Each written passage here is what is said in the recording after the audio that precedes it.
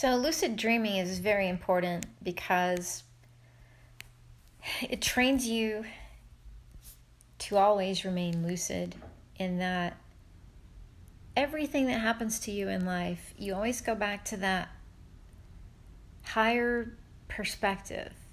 You know, when we talk about ego is the self, but there is some other entity or perspective beside ego.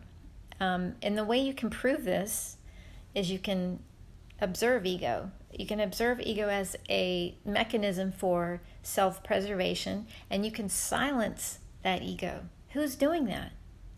If it's not, if ego is the self, then who's silencing the ego?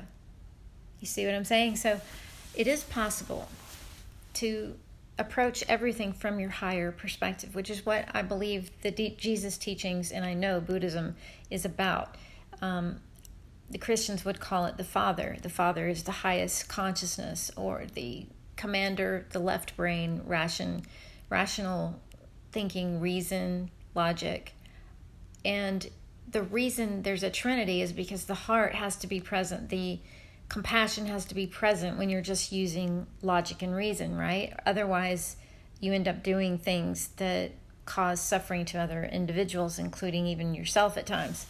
So it's very important in your journey, if you're trying to end suffering for yourself, to practice being lucid at all times. So when you're in a dream state, what it means to be lucid is that you have become fully aware that you are dreaming. Your body is in bed and completely relaxed. Your higher thinking processes are observing the body in its sleep state. That's lucid dreaming. And when you're lucid, it's possible for you to control what you're thinking and control what you're actually doing within the dream. But it's not always possible to control the dream.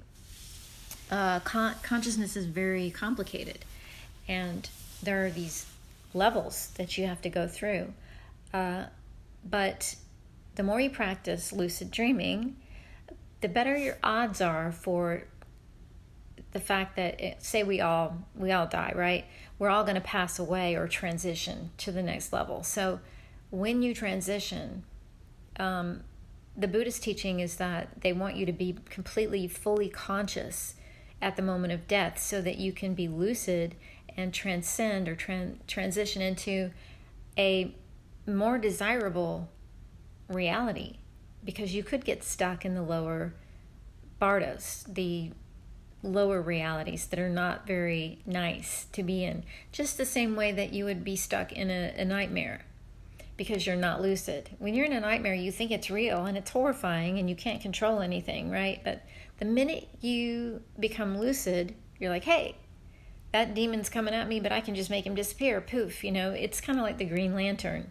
That's kind of what they're talking about. You use your green energy, which is your heart center, to stay in a state of bliss, harmonic resonance, and compassion, while you use your higher thinking to create whatever it is you want to create. Now, the reason I sound so sure about this is because I do it all the time.